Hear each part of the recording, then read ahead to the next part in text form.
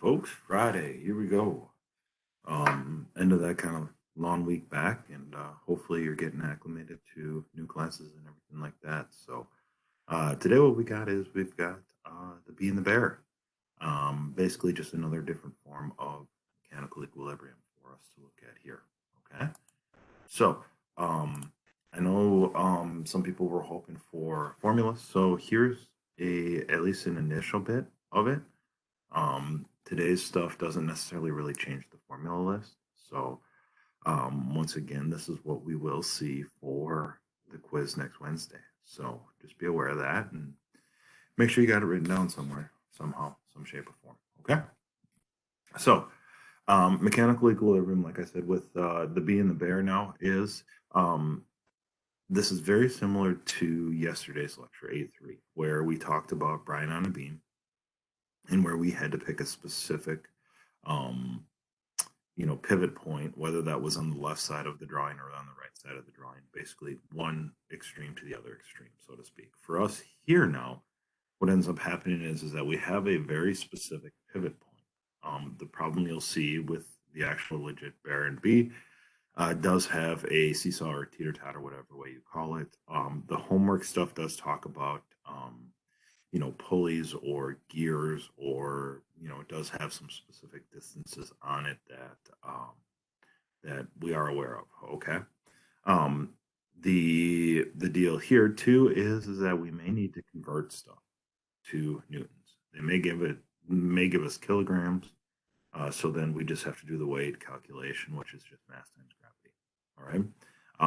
Still, the big thing that we're trying to do here is we're still trying to get torque up and torque down to balance out. Now, the forces don't necessarily matter about balancing because the distances are going to be not similar. That's where we start to see the difference in this type of problem for us. All right. So here we go. So a bear and a bee are on a seesaw. The bear weighs 5,000 newtons and the bee weighs 0.01 newtons. If the bear sits exactly on one end of the board and the pivot for the seesaw is 1 meter away from the bear, how long would the seesaw have to be, including the bear's part, for the bee to balance the bear's weight out? Okay, so check this out. So when we look at this one now, what we're going to see is that we've got a bear on one side, we've got a bee on the other side. All right, we see that the bear is 1 meter away, but the bee is an unknown distance away. Okay? So here's how we started off. We start with our weight of our bear. Now, again, we've already calculated the mg has already been given to us. If it was a mass given to us, what we would do is we would plug that mass into this bit here and then multiply by our 9.8. All right.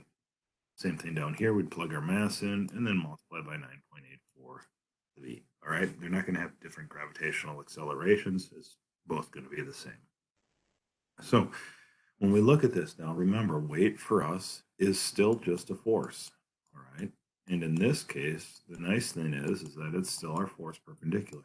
This is still just a force, right? So because this force is perpendicular for us straight down, then we can use that torque equation. So we can do the torque of the bear equals the torque of the bee, right? Now, what we're trying to accomplish here is really that we balance these out.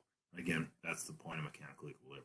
So we take the force of the bear times the distance of the bear, that equals the force of the bee times the distance of the bee.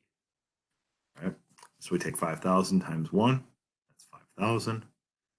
And then we divide over that 0.01. The distance that the bee should be from the pivot point or the fulcrum is 500,000 newtons. All right. Now, likely that's going to be a first part question. Then the question will probably be, what is the length of the board required for this to happen? The length of the board for this one would need to be 500,001. All right. Remember that the bee has a 500,000 meter distance for it. And then that bear just has a little bit extra on the other side just so that it has something to support it.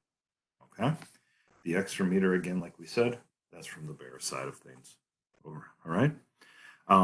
Make sure you get online. Make sure you start checking out practice stuff. This will be part of the quiz on Wednesday. You will get some practice stuff on Monday, Tuesday. So do make sure that we take care of at least looking over practice problems for this, if not homework for this. All right. Nice, quick, short day for us. We'll talk to you later.